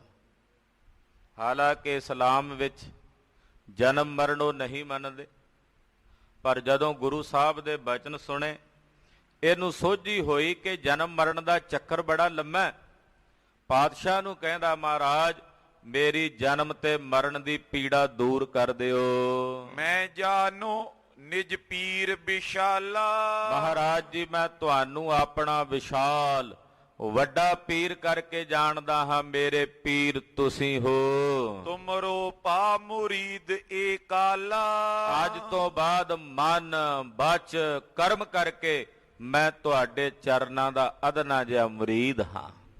ਤੁਹਾਡੇ ਚਰਨਾਂ ਦਾ ਅੱਜ ਤੋਂ ਬਾਅਦ ਮੈਂ ਮੁਰੀਦ ਹਾਂ ਤੁਸੀਂ ਮੇਰੇ ਪੀਰ ਹੋ। ਬੂਝਿਓ ਗੁਰੂ ਨਾਮ ਕੋ ਤੇਰਾ। ਸਤਿਗੁਰੂ ਜੀ ਪੁੱਛਦੇ, ਹਾਂ ਭਾਈ ਤੇਰਾ ਕੀ ਨਾਮ ਹੈ? ਕਿਉਂ ਮੁਰੀਦ ਹੋਵਤ ਐ ਮੇਰਾ। ਤੂੰ ਸਾਡਾ ਮੁਰੀਦ ਕਾਹਨੂੰ ਬਣਦਾ ਬਈ? ਤੇਰਾ ਨਾਂ ਕੀ ਹੈ? ਤੂੰ ਸਾਡਾ ਮੁਰੀਦ ਕਿਉਂ ਬਣਦਾ ਹੈ? ਯਾਰ ਵਲੀ ਜਾਨੋ ਮਮ ਨਾਮੋ। ਕਹਿਣ ਲੱਗਾ, ਜੀ ਜਾਣੀ ਜਾਣੋ ਤੁਸੀਂ, ਪਰ ਫਿਰ ਵੀ ਦੱਸਦਾ, ਮੇਰਾ ਨਾਮ ਯਾਰ ਵਲੀ ਹੈ। ਬਨੋ ਮੁਰੀਦ ਮੁਕਤ ਕੇ ਕਾਮੋ। ਮਹਾਰਾਜ ਮੈਂ ਤੁਹਾਡਾ ਮੁਰੀਦ ਤਾਂ ਬਣਦਾ ਕਿ ਮੈਂ ਜਨਮ ਤੇ ਮਰਨ ਤੋਂ ਮੁਕਤ ਹੋ ਜਾਵਾਂ, ਮੁਕਤ ਹੋ ਜਾਵਾਂ, ਮੈਨੂੰ ਮੁਕਤੀ ਦਾ ਦਾਨ ਪ੍ਰਾਪਤ ਹੋ ਜਾਏ। ਇਸ ਕਰਕੇ ਮੈਂ ਤੁਹਾਡੇ ਚਰਨਾਂ ਦਾ ਮੁਰੀਦ ਹੋ ਰਿਹਾ। ਤੈਂ ਕੀ ਸ਼ਰਧਾ ਦੇਖ ਵਿਸ਼ਾਲਾ। ਯਾਰ ਵਲੀ ਦੇ ਅੰਦਰ ਦੀ ਸ਼ਰਧਾ ਸਤਿਗੁਰੂ ਸੱਚੇ ਪਾਤਸ਼ਾਹ ਨੇ ਵੇਖੀ। ਉਪਦੇਸ਼ਿਓ ਕਰ ਦੀਨ ਨਿਹਾਲਾ। ਪਾਤਸ਼ਾਹ ਨੇ ਉਪਦੇਸ਼ ਦੇ ਕੇ ਯਾਰ ਵਲੀ ਨੂੰ ਨਿਹਾਲ ਨਿਹਾਲ ਨਿਹਾਲ ਕਰ ਦਿੱਤਾ। ਏਕ ਨਿਸਾ ਬਸ ਕਹਤੇ ਸਦਨਾ। ਇੱਕ ਰਾਤ ਸਤਿਗੁਰੂ ਜੀ ਯਾਰ ਵਲੀ ਦੇ ਘਰ ਰਹੇ। ਇਹਦੇ ਘਰ ਇੱਕ ਰਾਤ ਸਤਿਗੁਰਾਂ ਨੇ ਟਿਕਾਣਾ ਕੀਤਾ। ਚਲਨ ਤਿਆਰ ਪੇ ਪੰਕਜ ਬਦਨਾ। ਅਗਲੇ ਦਿਨ ਸਵੇਰੇ ਕਮਲ ਬਦਨ ਸਤਿਗੁਰੂ ਗੁਰੂ ਨਾਨਕ ਸਾਹਿਬ ਜੀ ਨੇ ਚੱਲਣ ਦੀ ਤਿਆਰੀ ਕੀਤੀ। ਯਾਰ ਵਲੀ ਬੰਦੈ ਸਿਰ ਨਿਆਏ। ਯਾਰ ਵਲੀ ਨੇ ਬੜੇ ਅਦਬ ਨਾਲ ਸਤਕਾਰ ਨਾਲ ਗੁਰੂ ਪਾਤਸ਼ਾਹ ਦੇ ਸੋਹਣਿਆਂ ਜਿਹਾਂ ਚਰਨਾਂ ਦੇ ਉੱਤੇ ਬੰਦਨਾ ਕੀਤੀ। ਭਈ ਮਸਤ ਮਤ ਨਾਮ ਖੁਦਾਏ। ਸਤਿਗੁਰਾਂ ਦੇ ਚਰਨਾਂ ਤੇ ਸੀਸ ਧਰਿਆ ਤੇ ਸੁਰਤ ਮਸਤੀ ਦੇ ਰੰਗ ਵਿੱਚ ਰੰਗੀ ਗਈ। ਨਾਮ ਖੁਦਾ ਦੇ ਰੰਗ ਵਿੱਚ ਸੁਰਤ ਮਸਤ ਹੋ ਗਈ। ਜਿਹਦੇ ਬਾਰੇ ਭਾਈ ਵੀਰ ਸਿੰਘ ਜੀ ਲਿਖਦੇ ਆ ਨਾ, ਕੀ ਹੋਇਆ ਤੇ ਕੀਕੂ ਹੋਇਆ, ਖੱਪ ਖੱਪ ਮੂਏ ਸਿਆਣੇ, ਉਸ ਰਾਏ ਪਵੇਂ ਕਿਉਂ ਜਿੰਦੇ, ਜਿਤ ਰਾਹੇ ਮੂੰਹ ਮਹਾਣੇ। ਹੋਸ਼ਾਂ ਨਾਲੋਂ ਮਸਤੀ ਚੰਗੀ, ਰੱਖਦੀ ਸਦਾ ਠਿਕਾਣੇ। ਹੋਸ਼ਾਂ ਨਾਲੋਂ ਮਸਤੀ ਚੰਗੀ, ਰੱਖਦੀ ਸਦਾ ਠਿਕਾਣੇ। ਉਸ ਮਸਤੀ ਵਿੱਚ ਯਾਰ ਵਲੀ ਦੀ ਸੁਰਤ ਰੰਗੀ ਗਈ। ਨਾਮ ਦੀ ਰੰਗ ਦੀ ਮਸਤੀ ਵਿੱਚ ਸੁਰਤ ਮਸਤ ਹੋ ਗਈ। ਤੈਂ ਕੋ ਧੀਰਜ ਦੇ ਪੁੰਨ ਗਏ। ਯਾਰ ਵਲੀ ਨੂੰ ਧੀਰਜ ਦੇ ਕੇ ਸਤਿਗੁਰੂ ਜੀ ਇੱਥੋਂ ਚੱਲ ਪਏ। ਇੱਕ ਖੱਤਰੀ ਕੋ ਦੇਖਤ ਪਏ। ਪਾਤਸ਼ਾਹ ਨੇ ਇੱਕ ਖੱਤਰੀ ਵਰਣ ਦੇ ਵਿਅਕਤੀ ਨੂੰ ਵੇਖਿਆ। ਜਮੀ ਬਰਫ ਬਹੁ ਤਿਸਨੇ ਫੋਰੀ। ਪਾਤਸ਼ਾਹ ਨੇ ਵੇਖਿਆ ਬਰਫੀਲਾ ਇਲਾਕਾ ਹੈ ਤੇ ਬਰਫ਼ ਜੰਮੀ ਹੋਈ ਹੈ। ਉੱਥੋਂ ਇੱਕ ਜਗ੍ਹਾ ਤੋਂ ਪਾਣੀ ਦਾ ਛੋਟਾ ਜਿਹਾ ਕੁੰਟ ਸੀ, ਉੱਤੇ ਬਰਫ਼ ਜੰਮੀ ਹੋਈ। ਇੱਕ ਖੱਤਰੀ ਭਾਈਚਾਰੇ ਨਾਲ ਸੰਬੰਧਿਤ ਗੁਰਮੁਖ ਸੀ। ਉਹਨੇ ਉੱਤੋਂ ਬਰਫ਼ ਤੋੜੀ ਤੇ ਥੱਲਿਓਂ ਪਾਣੀ ਕੱਢਿਆ। ਲਾਗੇ ਉਹ ਮੱਜਨ ਕਰਨੇ ਭੋਰੀ। ਸਵੇਰ ਦਾ ਟਾਈਮ ਸੀ, ਅੰਮ੍ਰਿਤ ਵੇਲੇ ਦਾ। ਉਹ ਠੰਡੇ ਪਾਣੀ ਨਾਲ ਇਸ਼ਨਾਨ ਪਿਆ ਕਰਦਾ। ਉਹਦੇ ਵਿੱਚ ਬਰਫ਼ ਉੱਤੋਂ ਤੋੜੀ ਹੈ, ਠੰਡਾ ਪਾਣੀ ਹੈ ਤੇ ਆਪਣਾ ਨੇਮ ਪੁਗਾ ਰਿਹਾ। ਉੱਥੇ ਉਹ ਇਸ਼ਨਾਨ ਕਰ ਰਿਹਾ ਹੈ। ਕਰਨ ਕਿਰਤਾਰਥ ਤਾਏ ਸਮੀਪਾ। ਹੁਣ ਮਾਨੋ ਇਹਦੇ ਭਲੇ ਵਾਸਤੇ ਸਤਿਗੁਰੂ ਆਏ ਸਨ ਇੱਥੇ। ਪਾਤਸ਼ਾਹ ਨੂੰ ਕਿਰਤਾਰਥ ਕਰਨ ਵਾਸਤੇ ਉਹਦੇ ਕੋਲ ਆਏ। ਬੂਜਤ ਪੇ ਬੇਦੀ ਕੁਲ ਦੀਪਾ। ਬੇਦੀਆਂ ਦੀ ਕੁਲ ਦੇ ਦੀਪ, ਬੇਦੀ ਕੁਲ ਸ਼੍ਰੋਮਣੀ, ਬੇਦੀ ਕੁਲ ਟੀਕਾ ਸਤਿਗੁਰੂ ਜੀ ਬੋਲੇ। ਕੋ ਹੈ ਬਰਨ ਨਾਮ ਕੋ ਤੇਰਾ। ਮਹਾਰਾਜ ਜੀ ਉਹਨੂੰ ਪੁੱਛਦੇ, ਹਾਂ ਭਾਈ ਗੁਰਮੁਖਾ ਕੌਣ ਹੈ ਤੂੰ? ਇੰਨੀ ਠੰਡ 'ਚ ਆਪਣਾ ਨੇਮ ਪਿਆ ਪਗਾਉਣਾ, ਅੰਮ੍ਰਿਤ ਵੇਲੇ ਇਸ਼ਨਾਨ ਪਿਆ ਕਰਦਾ। ਇਹ ਘਾਲਣਾ ਘਾਲ ਰਿਹਾ, ਕੀ ਨਾਂ ਹੈ ਤੇਰਾ? ਨਾਹਨ ਚੈਤ ਐ ਸੀਤ ਕਨੇਰਾ। ਇੰਨੀ ਠੰਡ ਦੇ ਵਿੱਚ ਵੀ ਤੂੰ ਆਪਣੀ ਮਰਿਆਦਾ ਪਾਲੀ ਆ, ਇਸ਼ਨਾਨ ਨਹੀਂ ਛੱਡਿਆ। ਕਰ ਇਸ਼ਨਾਨ ਜਬ ਬਾਹਰ ਆਵਾ। ਉਹ ਇਸ਼ਨਾਨ ਕਰਕੇ ਬਾਹਰ ਆਇਆ। ਉਹਨੇ ਜਦੋਂ ਬਸਤਰ ਆਦਿਕ ਸਰੀਰ ਤੇ ਧਾਰਨ ਕੀਤੇ, ਦਰਸ਼ਨ ਦੇਖਤ ਭਰਮ ਨਸਾਵਾ। ਸਤਿਗੁਰੂ ਜੀ ਦੇ ਦਰਸ਼ਨ ਕੀਤੇ। ਥੋੜਾ ਥੋੜਾ ਹਨੇਰਾ ਸੀ। ਕੋਲ ਆ ਕੇ ਜਦੋਂ ਦਰਸ਼ਨ ਕੀਤੇ, ਦਰਸ਼ਨ ਕਰਕੇ ਹਿਰਦੇ ਦਾ ਭਰਮ ਦੂਰ ਹੋ ਗਿਆ। ਉਹਦਾ ਮਨ ਦੇ ਭਰਮ ਦੀ ਨਿਰਵਿਰਤੀ ਹੋ ਗਈ। ਸਤਿਗੁਰਾਂ ਦੇ ਦਰਸ਼ਨ ਹੀ ਐਸੇ ਪ੍ਰਭਾਵ ਵਾਲੇ ਹਨ। ਬਿਮਲ ਰਿਦਾ ਹੋਏ ਬੰਧਨ ਕੀਨੀ। ਉਸ ਵੀਰ ਦਾ, ਗੁਰਮੁਖ ਦਾ ਹਿਰਦਾ ਨਿਰਮਲ ਹੋ ਗਿਆ। ਬਿਮਲ ਮਨ ਸਹਿਤ ਉਹਨੇ ਸਤਿਗੁਰਾਂ ਦੇ ਚਰਨਾਂ ਤੇ ਬੰਦਨਾ ਕੀਤੀ। ਸੰਤ ਰੂਪ ਲਖ ਮਹਿਮਾ ਚੀਨੀ। ਸਤਿਗੁਰੂ ਜੀ ਸੰਤ ਸਵਰੂਪ ਵਿੱਚ ਨਜ਼ਰ ਆਏ ਉਹਨੂੰ। ਉਹਨੇ ਵੇਖਿਆ ਕਿ ਸਤਿਪੁਰਸ਼ਾਂ ਦੀ ਵੱਡੀ ਭਾਰੀ ਮਹਿਮਾ ਹੈ। ਹੱਥ ਬੰਦ ਕੈ ਬਿਨੈ ਬਖਾਨੀ। ਹੱਥ ਜੋੜ ਕੇ ਉਹਨੇ ਸਤਿਗੁਰੂ ਗੁਰੂ ਨਾਨਕ ਸਾਹਿਬ ਜੀ ਨੂੰ ਬੇਨਤੀ ਕੀਤੀ। ਸੰਤ ਮਿਲਨ ਮਮ ਚਾਹਾ ਮਾਨੀ। ਕਹਿਣ ਲੱਗਾ ਮਹਾਰਾਜ ਮੇਰੇ ਮਨ ਵਿੱਚ ਸੰਤ ਜਨਾਂ ਨੂੰ ਮਿਲਣ ਦੀ ਤਾਂਘ ਸੀ। ਹਿਰਦੇ ਵਿੱਚ ਇੱਛਾ ਸੀ ਕਿ ਮੈਂ ਕਿਸੇ ਸਤਿਪੁਰਸ਼ ਨੂੰ, ਕਿਸੇ ਮਹਾਤਮਾ ਨੂੰ, ਕਿਸੇ ਮਹਾਂਪੁਰਸ਼ ਨੂੰ ਮਿਲਾਂ। ਅਬਰਾਵਰ ਪਰ ਭਈ ਪ੍ਰਤੀਤੀ। ਮਹਾਰਾਜ ਅੱਜ ਮੇਰੀ ਪੁਕਾਰ ਪਰਮੇਸ਼ਰ ਨੇ ਸੁਣ ਲਈ ਹੈ। ਤੁਸੀਂ ਆ ਗਏ ਹੋ ਮਹਾਰਾਜ, ਤੁਸੀਂ ਸੰਤ ਸਵਰੂਪ ਹੋ ਔਰ ਮੇਰੇ ਮਨ ਵਿੱਚ ਤੁਹਾਡੇ ਚਰਨਾਂ ਤੇ ਪ੍ਰਤੀਤ ਬਣ ਆਈ ਹੈ। ਤੁਹਾਡੇ ਦਰਸ਼ਨ ਕਰਦਿਆਂ ਹੀ ਮਨ 'ਚ ਪ੍ਰਤੀਤ ਬਣ ਆਈ ਹੈ। ਦਰਸ ਦੇਖ ਪਾ ਮਨ ਯੁਤ ਪ੍ਰੀਤੀ। ਤੁਹਾਡੇ ਦਰਸ਼ਨ ਕਰਕੇ ਮੇਰਾ ਮਨ ਤੁਹਾਡੇ ਪ੍ਰੇਮ ਸਹਿਤ ਭਰ ਗਿਆ। ਤੁਹਾਡੇ ਪ੍ਰੇਮ ਦੇ ਰੰਗ ਵਿੱਚ ਰੰਗਿਆ ਗਿਆ ਹੈ ਸੰਤ ਜੀ। ਪੂਰਬ ਕਰਮਨ ਕੇ ਫਲ ਪਾਏ। ਇਸ ਜਨਮ ਦਾ ਤਾਂ ਨਹੀਂ ਮੈਨੂੰ ਕੋਈ ਪਤਾ ਵੀ ਮੇਰਾ ਕੋਈ ਚੰਗਾ ਕਰਮ ਹੋਵੇ, ਪਰ ਤੁਸੀਂ ਮਿਲੇ ਹੋ, ਮੈਨੂੰ ਇਉਂ ਪ੍ਰਤੀਤ ਹੁੰਦਾ ਕੋਈ ਮੇਰੇ ਪੂਰਬਲੇ ਜਨਮ ਦਾ ਚੰਗਾ ਕਰਮ ਅੱਗੇ ਆਇਆ ਹੈ, ਜਿਸ ਕਰਕੇ ਤੁਹਾਡੇ ਦਰਸ਼ਨ ਦੀਦਾਰ ਹੋ ਰਹੇ ਹਨ। ਪੂਰਨ ਸੰਤ ਮਿਲੇ ਤੁਮ ਆਏ। ਆਪ ਜੈਸੇ ਪੂਰਨ ਸੰਤ ਵਲੀ ਪੁਰਖ ਆ ਕੇ ਮੈਨੂੰ ਮਿਲੇ ਹਨ। ਤੈਂ ਕੀ ਪ੍ਰੀਤ ਦੇਖ ਗੁਣ ਖਾਨੀ। ਇਹਦੇ ਅੰਦਰ ਦੀ ਪ੍ਰੀਤ ਗੁਣਾ ਦੀ ਖਾਨ ਗੁਰੂ ਨਾਨਕ ਸਾਹਿਬ ਜੀ ਮਹਾਰਾਜ ਜੀ ਨੇ ਵੇਖੀ। ਉਪਦੇਸ਼ੀ ਔਰ ਭਗਤ ਮਾਨੀ। ਪਾਤਸ਼ਾਹ ਨੇ ਵੇਖਿਆ ਇਹਦਾ ਹਿਰਦਾ ਪ੍ਰੇਮ ਨਾਲ ਭਰਿਆ। ਖਾਲਸਾ ਜੀ ਜਿੱਥੇ ਪ੍ਰੇਮ ਹੁੰਦਾ ਉੱਥੇ ਸਾਹਿਬ ਜੀ ਆਪ ਹਾਜ਼ਰ ਹੋ ਜਾਂਦੇ ਹਨ। ਜਿੱਥੇ ਪ੍ਰੇਮ ਹੈ ਉੱਥੇ ਨਿਰੰਕਾਰ ਆਪ ਹੈ। ਪਾਤਸ਼ਾਹ ਨੇ ਵੇਖਿਆ ਪ੍ਰੇਮ ਸਹਿਤ ਇਹਦਾ ਹਿਰਦਾ ਭਰਿਆ। ਪਾਤਸ਼ਾਹ ਨੇ ਪ੍ਰੇਮਾ ਭਗਤੀ ਦਾ ਉਪਦੇਸ਼ ਆਪਣੇ ਇਸ ਸੇਵਕ ਨੂੰ ਬਖਸ਼ਿਆ ਹੈ। ਸਗਰੀ ਕਾਲ ਸੰਪੂਰਨ ਕੀਨੀ। ਅੱਜ ਤੱਕ ਜਿਤਨੀ ਘਾਲਣਾ ਉਸਨੇ ਘਾਲੀ ਸੀ, ਜਿੰਨੀ ਸੇਵਾ, ਜਿੰਨੀ ਟਹਿਲ, ਜਿੰਨਾ ਭਜਨ, ਜਿੰਨਾ ਜਪ ਤਪ ਵਰਤ, ਜੋ ਕੁਝ ਵੀ ਅੱਜ ਤਾਈਂ ਉਹਨੇ ਕੀਤਾ ਸੀ, ਸਤਿਗੁਰੂ ਗੁਰੂ ਨਾਨਕ ਸਾਹਿਬ ਨੇ ਉਹਦੀ ਸਾਰੀ ਘਾਲੀ ਹੋਈ ਘਾਲਣਾ ਅੱਜ ਸਫਲ ਹੀ ਕਰ ਦਿੱਤੀ ਹੈ। ਸਫਲ ਕਰ ਦਿੱਤੀ ਉਹਦੀ ਘਾਲਣਾ ਸਤਿਗੁਰਾਂ ਨੇ। ਪ੍ਰਭ ਸਿਮਰਨ ਪੀ ਪ੍ਰੀਤ ਨਵੀਨੀ। ਉਹਦੇ ਹਿਰਦੇ 'ਚ ਪ੍ਰਭੂ ਸਿਮਰਨ ਕਰਨ ਦੀ ਨਵੀਨ ਪ੍ਰੀਤ ਜਾਗ ਪਈ। ਕਰ ਬਿਨਤੀ ਲੈ ਸਦਨ ਸਿਧਾਰਾ। ਸਤਿਗੁਰਾਂ ਨੂੰ ਬੇਨਤੀ ਕਰਕੇ ਮਹਾਰਾਜ ਜੀ ਨੂੰ ਆਪਣੇ ਘਰ ਲੈ ਕੇ ਗਿਆ। ਮਹਾਰਾਜ ਕਿਰਪਾ ਕਰੋ, ਆਪਣੇ ਸੇਵਕ ਦਾ ਘਰ ਪਵਿੱਤਰ ਕਰੋ। ਸਤਿਗੁਰੂ ਜੀ ਨੂੰ ਨਾਲ ਲੈ ਕੇ ਆਪਣੇ ਘਰ ਗਿਆ। ਅਧਿਕ ਭਾਉ ਕਰ ਭੋਜਨ ਖੁਆਰਾ। ਬੜੇ ਪ੍ਰੇਮ ਨਾਲ, ਬੜੀ ਭਾਵਨਾ ਨਾਲ ਇਹਨੇ ਸਤਿਗੁਰੂ ਜੀ ਨੂੰ ਭੋਜਨ ਛਕਾਇਆ। 3 ਦਿਵਸ ਰਾਖੇ ਹਿਤ ਸੰਗਾ। ਇੰਨਾ ਹਿੱਤ ਕੀਤਾ ਸਤਿਗੁਰਾਂ ਨਾਲ ਕਿ 3 ਦਿਨ ਇਹਨੇ ਸਤਿਗੁਰੂ ਜੀ ਨੂੰ ਆਪਣੇ ਘਰ ਰੱਖਿਆ। 3 ਦਿਨਾਂ ਤੱਕ ਸਤਿਗੁਰੂ ਜੀ ਇਹਦਾ ਪ੍ਰੇਮ ਵੇਖ ਕੇ ਇਹਦੇ ਘਰ ਵਿੱਚ ਰਹੇ। ਯਾਰ ਵਲੀ ਕੋ ਸੁਨੋ ਪ੍ਰਸੰਗਾ। ਉਧਰ ਯਾਰ ਵਲੀ ਦਾ ਪ੍ਰਸੰਗ ਸੁਣੋ, ਜਿਹਨੂੰ ਮਸਤੀ ਚੜ ਗਈ ਆ ਨਾਮ ਦੀ ਮਸਤੀ ਵਿੱਚ ਮਸਤ ਹੋ ਗਿਆ। ਯਾਰ ਵਲੀ ਬਾਰੇ ਸੁਣੋ, ਜਿਹਨੂੰ ਸਤਿਗੁਰੂ ਜੀ ਕਿਰਤਾਰਥ ਕਰਕੇ ਆਏ ਹਨ। ਸ਼ੇਖ ਸ਼ਰਫ ਇਕ ਤੈਂ ਕੋ ਮੀਤਾ। ਕੰਧਾਰ ਸ਼ਹਿਰ ਦੇ ਵਿੱਚ ਹੀ ਜਿੱਥੇ ਯਾਰ ਵਲੀ ਜੀ ਰਹਿੰਦੇ ਨੇ, ਉੱਥੇ ਇੱਕ ਹੋਰ ਉਹਨਾਂ ਦਾ ਮਿੱਤਰ ਪਿਆਰਾ ਰਹਿੰਦਾ ਹੈ ਮੁਸਲਮਾਨ। ਉਹਦਾ ਨਾਮ ਹੈ ਸ਼ੇਖ ਸ਼ਰਫ। ਸ਼ੇਖ ਸ਼ਰਫ ਨਾਮ ਦਾ ਇੱਕ ਮੁਸਲਮਾਨ ਉਹਦਾ ਮਿੱਤਰ ਯਾਰ ਵਲੀ ਦਾ ਉਸੇ ਕੰਧਾਰ ਨਗਰ ਵਿੱਚ ਰਹਿੰਦਾ ਹੈ। ਪਰਚਿਤ ਉਤੇ ਕਰਤ ਇਤ ਚੀਤਾ। ਇਹਨਾਂ ਦੋਨਾਂ ਦਾ ਬੜਾ ਪਿਆਰ ਸੀ। ਦੋਵੇਂ ਹੀ ਖੁਦਾ ਦੀ ਬੰਦਗੀ ਕਰਦੇ ਸੀ। ਆਪਸ ਵਿੱਚ ਜਦੋਂ ਬਹਿਣਾ, ਘੰਟਿਆਂ ਬੱਧੀ ਨਿਰੰਕਾਰ ਦੀਆਂ ਚਰਚਾਵਾਂ, ਖੁਦਾ ਦੀ ਚਰਚਾ ਕਰਨੀ। ਦੋਹਰਾ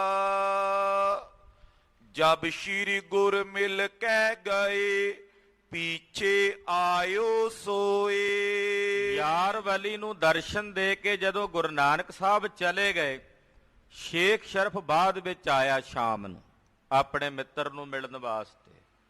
ਜਦੋਂ ਸਤਿਗੁਰੂ ਜੀ ਆਏ ਉਦੋਂ ਨਹੀਂ ਉਹ ਆ ਸਕਿਆ। ਜਦੋਂ ਸਤਿਗੁਰੂ ਜੀ ਮਿਲ ਕੇ ਚਲੇ ਗਏ ਯਾਰ ਵਲੀ ਨੂੰ, ਤੇ ਸ਼ੇਖ ਸ਼ਰਫ ਆਪਣੇ ਮਿੱਤਰ ਯਾਰ ਵਲੀ ਨੂੰ ਮਿਲਣ ਆਇਆ। ਹੋਇਓ ਮਗਨ ਬਿਲੋਕ ਕੈ ਬੂਝਿਓ ਬਚਨ ਬਗੋਏ। ਜਦੋਂ ਸ਼ੇਖ ਸ਼ਰਫ ਨੇ ਆ ਕੇ ਯਾਰ ਵਲੀ ਨੂੰ ਵੇਖਿਆ, ਕੱਲ ਵਾਲਾ ਯਾਰ ਵਲੀ ਅੱਜ ਨਜ਼ਰ ਨਹੀਂ ਪਿਆ ਆਉਂਦਾ। ਅੱਜ ਜਿਹੜਾ ਯਾਰ ਵਲੀ ਪਿਆ ਦੱਸਦਾ ਕੁਝ ਹੋਰ ਹੀ ਹੈ। ਚਿਹਰੇ ਤੇ ਬੜਾ ਨੂਰ ਹੈ, ਇੱਕ ਮਸਤੀ ਹੈ ਨੇਤਰਾਂ ਵਿੱਚ, ਹਿਰਦੇ 'ਚ ਗਹਿਰਾ ਟਿਕਾ ਤੇ ਆਨੰਦ ਹੈ। ਸ਼ੇਖ ਸ਼ਰਫ ਨੇ ਜਦੋਂ ਜਾ ਕੇ ਆਪਣੇ ਮਿੱਤਰ ਦੀ ਐਸੀ ਪ੍ਰੇਮ ਵਾਲੀ ਦਸ਼ਾ ਵੇਖੀ, ਚੋਪਈ ਕੌਣ ਹਾਲ ਤੁਮ ਭਏ ਦੀਵਾਨੀ। ਕਹਿਣ ਲੱਗਾ, ਉਹ ਯਾਰ ਵਲੀ ਕੀ ਹੋ ਗਿਆ ਤੈਨੂੰ? ਸ਼ੇਖ ਸ਼ਰਫ ਕਹਿੰਦਾ, ਯਾਰ ਵਲੀ ਕਿਆ ਹੋ ਗਿਆ ਤੈਨੂੰ? ਤੇਰੀ ਇਹ ਕੈਸੀ ਦੀਵਾਨਿਆਂ ਵਾਲੀ ਮਸਤਾਂ ਵਾਲੀ ਅਵਸਥਾ ਬਣ ਗਈ ਹੋਈ ਹੈ। ਜਗ ਵਿਵਹਾਰ ਸਰਬ ਬਿਸਰਾਨੀ।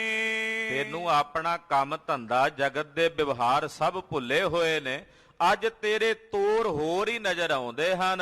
ਕਾਲ ਔਰ ਬਿਦ ਔਰੇ ਆਜਾ। ਕੱਲ ਤੂੰ ਹੋਰ ਹੀ ਪ੍ਰਕਾਰ ਦਾ ਸੀ, ਕੱਲ ਵੀ ਬੈਠੇ ਰਹੇ ਆਪਾਂ, ਅੱਜ ਤੂੰ ਕੁਝ ਹੋਰ ਹੀ ਨਜ਼ਰ ਪਿਆਉਣਾ। ਇੰਨਾ ਫਰਕ ਕਿਵੇਂ ਪੈ ਗਿਆ?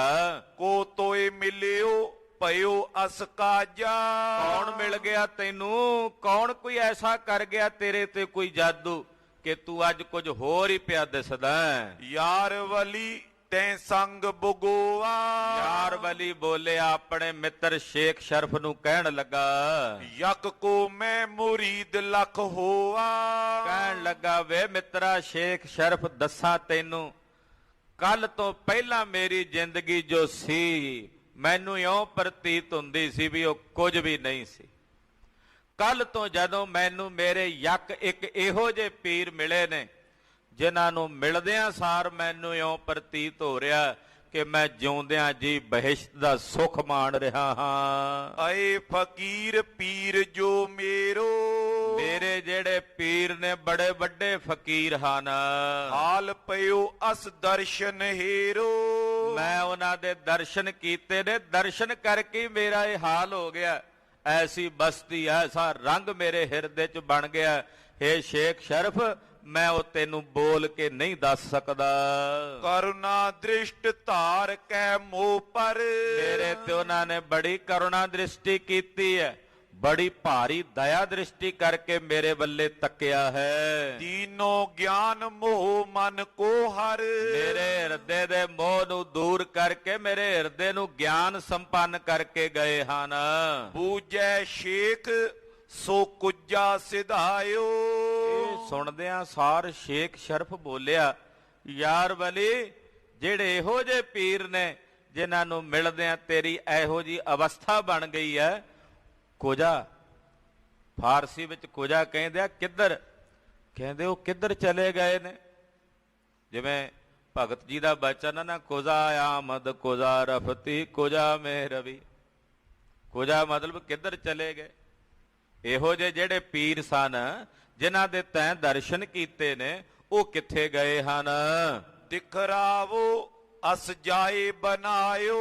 ਯਾਰ ਵਲੀ, ਜਿਨ੍ਹਾਂ ਨੇ ਤੈਨੂੰ ਇਹੋ ਜਿਹਾ ਰੰਗ ਬਖਸ਼ਿਆ, ਮੈਨੂੰ ਵੀ ਉਹਨਾਂ ਦੇ ਦਰਸ਼ਨ ਕਰਾ, ਮੈਨੂੰ ਵੀ ਉਹਨਾਂ ਦੇ ਦੀਦਾਰ ਕਰਵਾ। ਯਾਰ ਵਲੀ ਕਹੇ ਭਾਉ ਤਰੀਜੈ। ਯਾਰ ਵਲੀ ਅੱਗੋਂ ਬੋਲਿਆ, ਸ਼ੇਖ ਸ਼ਰਫ, ਉਹ ਆਪਣੀ ਮੌਜ ਦੇ ਮਾਲਕ ਨੇ, ਉਹ ਸੁਤੰਤਰ ਨੇ, ਸਵੈ ਇੱਛਾ ਨਾਲ ਵਿਚਰਦੇ ਨੇ।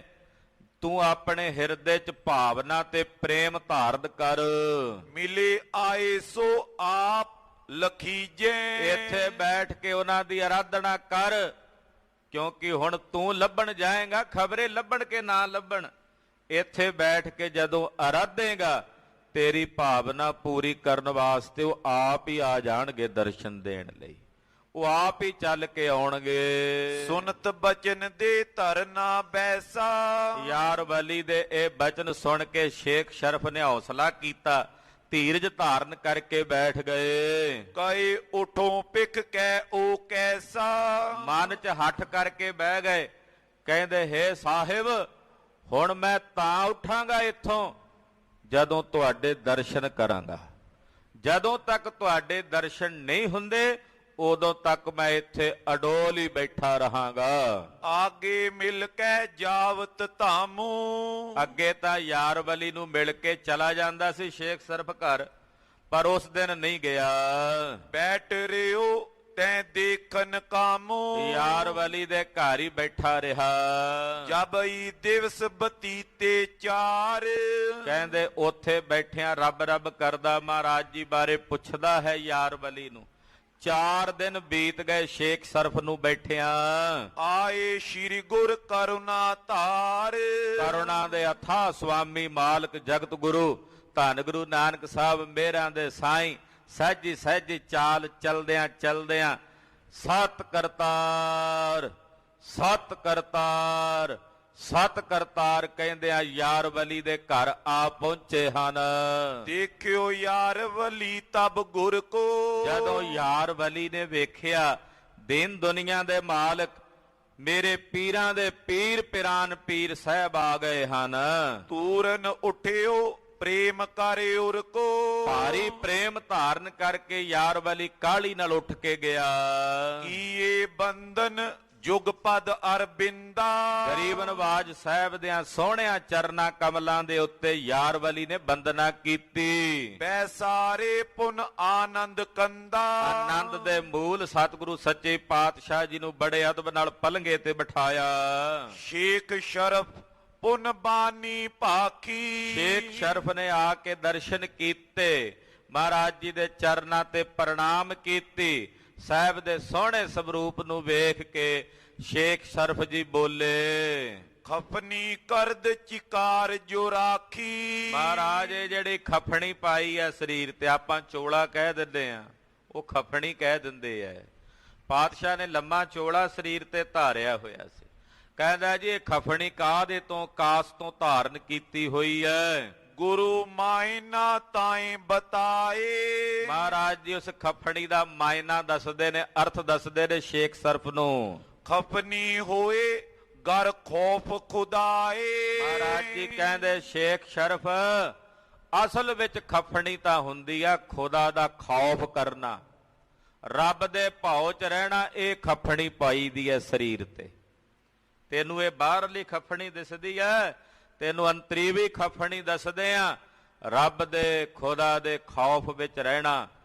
ਇਹ ਖਫਣੀ ਗਲ ਵਿੱਚ ਪਾਣੀ ਚਾਹੀਏ। ਜੀਵਤ ਮਿਰਤਕ ਜਗਤ ਵੈ ਰਹੀਏ, ਸੰਸਾਰ ਵਿੱਚ ਜਿਉਂਦਿਆਂ ਮੁਰਦਿਆਂ ਦੇ ਮਨਿੰਦ ਹੋ ਕੇ ਰਹਿਣਾ ਕਰੀਏ। ਹੱਕ ਪਛਾਨ ਸਰਬ ਸੁਖ ਲਈਏ, ਔਰ ਸੱਚ ਦੀ ਪਛਾਣ ਕਰਕੇ ਸਰਬ ਸੁੱਖਾਂ ਨੂੰ ਪ੍ਰਾਪਤ ਕਰੀਏ। ਜਲ ਕੇ ਬਿਖੈ ਡੂਬ ਜੋ ਤਰਈ, ਸ਼ੇਖ ਸਰਫ ਜਿਹੜਾ ਇੱਕ ਵਾਰੀ ਪਾਣੀ 'ਚ ਡੁੱਬ ਕੇ ਉੱਤੇ ਤਰ ਨਹੀਂ ਜਾਂਦਾ, ਮੁਰਦਾ ਇੱਕ ਵਾਰੀ ਜਦੋਂ ਡੁੱਬਦਾ ਪਹਿਲਾਂ ਡੁੱਬ ਕੇ ਮਰ ਜਾਂਦਾ, ਫਿਰ ਉੱਤੇ ਉਹ ਤਰ ਜਾਂਦਾ।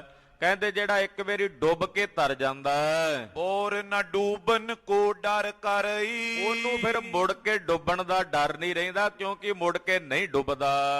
ਨਦੀ ਸਰਬ ਅਰ ਸਾਗਰ ਮਾਈ, ਸਾਰੀ ਨਦੀ ਤੇ ਸਾਗਰ ਦੇ ਵਿੱਚ ਤਰਤ ਸਰਬ ਪਰ ਕਬ ਨਾ ਡੁਬਾਈ, ਉਹਦੇ ਤੇ ਫਿਰ ਤਰ ਜਾਂਦਾ ਹੈ, ਉਹ ਕਦੇ ਨਹੀਂ ਡੁੱਬਦਾ। ਤੈਸੇ ਮਿਰਤਕ ਭਏ ਜੋ ਜੀਵਤ, ਇਸੇ ਤਰ੍ਹਾਂ ਜਿਹੜੇ ਇਹ ਸੰਸਾਰ ਵਿੱਚ ਜਿਉਂਦਿਆਂ ਜੀ ਮੁਰਦਿਆਂ ਦੇ ਮਨਿੰਦ ਹੋ ਗਏ ਨੇ, ਜੀਵਤ ਭਾਵ ਕਰਕੇ ਮਰ ਗਏ ਨੇ, ਜਿਹੜੇ ਜਿਉਂਦਿਆਂ ਜੀ ਆਪਣੇ ਆਪੇ ਨੂੰ ਮਾਰ ਕੇ ਮੁਰਦੇ ਹੋ ਗਏ ਨੇ। ਪੁਨ ਤਿਨ ਨੇ ਮਿਰਤਕ ਕੋ ਦੁਖ ਥੀਵਤ, ਸ਼ੇਖ ਸ਼ਰਫ ਉਹ ਮੁੜ ਕੇ ਕਦੇ ਨਹੀਂ ਮਰਦੇ, ਉਹ ਕਦੇ ਮੁੜ ਕੇ ਮੁਰਦੇ ਨਹੀਂ ਹੁੰਦੇ, ਭਾਵ ਉਹਨਾਂ ਦਾ ਮੁੜ ਕੇ ਕਦੇ ਮਰਨਾ ਨਹੀਂ ਹੁੰਦਾ।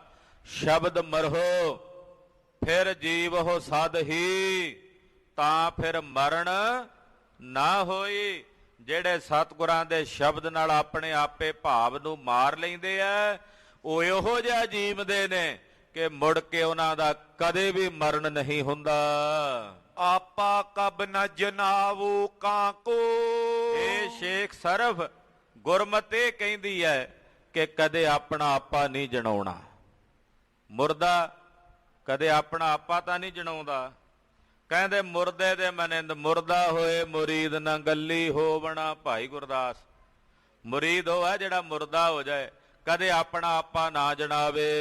ਹੋਏ ਰਹੋ ਸਭ ਕੀ ਪਗ ਖਾਕੋ, ਔਰ ਮੁਰਦੇ ਮਨਿੰਦ ਹੋ ਕੇ ਸਭ ਦੇ ਚਰਨਾਂ ਦੀ ਖਾਕ ਬਣ ਕੇ ਰਹਿਣਾ। ਸਭ ਦੇ ਚਰਨਾਂ ਦੀ ਧੂੜ ਬਣ ਕੇ ਰਹਿਣਾ ਹੈ। ਬੂਝੇ ਸ਼ਰਫ ਗੋਦੜੀ ਕੌਣ।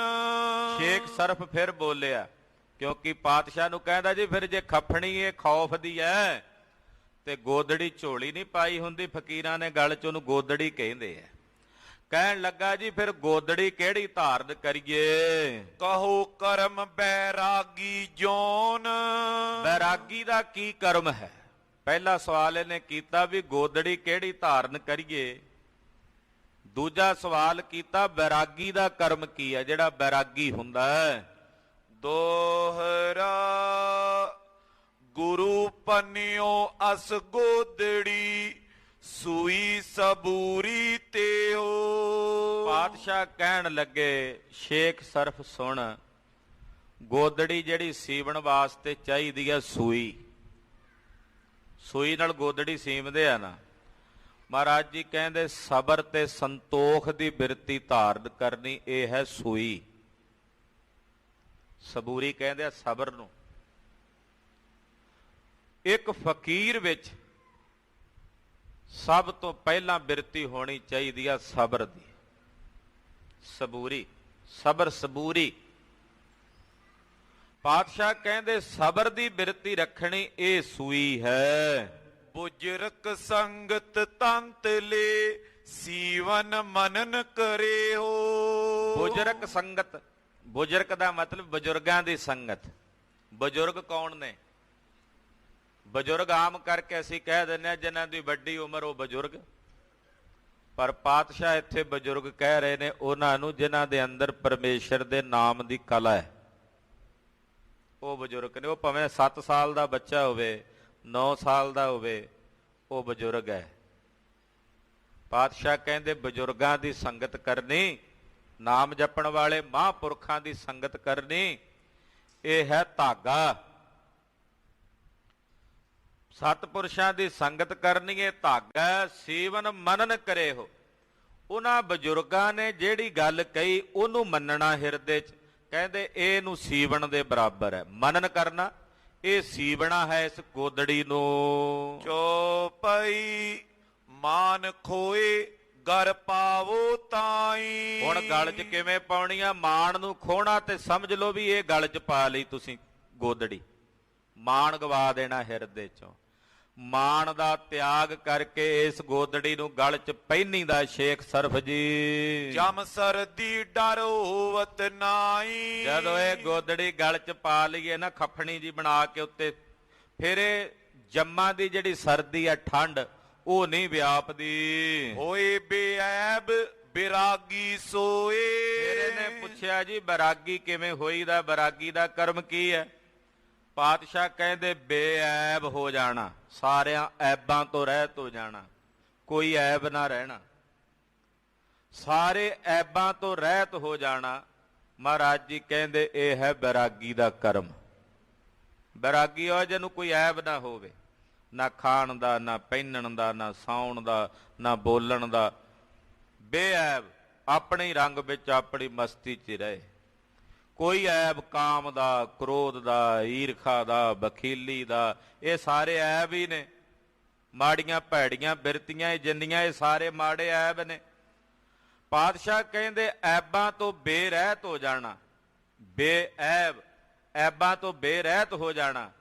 ਮਹਾਰਾਜ ਜੀ ਕਹਿੰਦੇ ਇਹੀ ਬੈਰਾਗੀ ਦਾ ਕਰਮ ਹੈ। ਮਾਇਆ ਮੋਹ ਲਗੇ ਨੈ ਕੋਏ। ਮਾਇਆ ਦਾ ਮੋਹ ਨਾ ਲੱਗੇ, ਮਾਇਆ ਦੀ ਮਮਤਾ ਹਿਰਦੇ ਵਿੱਚ ਨਾ ਲੱਗੇ। ਏਕ ਖੁਦਾਏ ਸਬਨ ਮੈਂ ਜਾਣੇ। ਬੈਰਾਗੀ ਉਹ ਹੈ ਜਿਹੜਾ ਇੱਕੋ ਖੁਦਾ ਨੂੰ ਸਾਰਿਆਂ 'ਚ ਵਿਆਪਕ ਜਾਣੇ, ਕਿ ਇੱਕੋ ਖੁਦਾ ਦਾ ਨੂਰ ਸਰਬ ਥਾਈਂ ਵਿਆਪਕ ਹੈ। ਹਿਰਦੈ ਵਿਕਾਰ ਨ ਕਬਹੁ ਆਨੇ। ਆਪਣੇ ਹਿਰਦੇ 'ਚ ਕਦੇ ਵਿਕਾਰ ਨਾ ਆਵਣ ਦੇਵੇ, ਕਦੇ ਵੀ ਵਿਕਾਰ ਦਾ ਫੁਰਨਾ ਵੀ ਪੈਦਾ ਨਾ ਹੋਣ ਦੇਵੇ। ਬੰਧਨ ਤਜ ਅਬੰਧ ਜੋ ਰਹੇ। ਜਿਹੜਾ ਬੰਧਨਾਂ ਦਾ ਤਿਆਗ ਕਰਕੇ ਬੰਧਨਾਂ ਤੋਂ ਰਹਿਤ ਹੋ ਕੇ ਰਹਿੰਦਾ ਹੈ, ਤੈਂ ਕੋ ਸੰਤ ਬੈਰਾਗੀ ਕਹੇ। ਉਹਨੂੰ ਬੈਰਾਗੀ ਸੰਤ ਕਿਹਾ ਜਾਂਦਾ। ਉਹ ਹੈ ਬੈਰਾਗੀ ਸੰਤ। ਸੁਨ ਕੈ ਸ਼ਰਫ